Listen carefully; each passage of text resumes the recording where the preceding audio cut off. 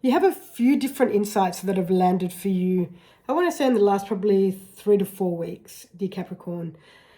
And the issue is that you're not really using the insights. It's more like, no, let me put it this way. The way that you're using the insights is creating thinking and more thinking, which is leading to overthinking.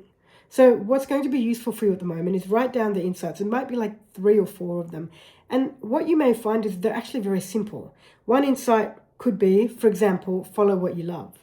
And what you're doing now is trying to understand what that means intellectually, which is what I mean by you're not really using the insights. So if it is, for example, follow what you love, then just stay present with that insight. Moving to the next step of that insight only comes to you when you're present with it.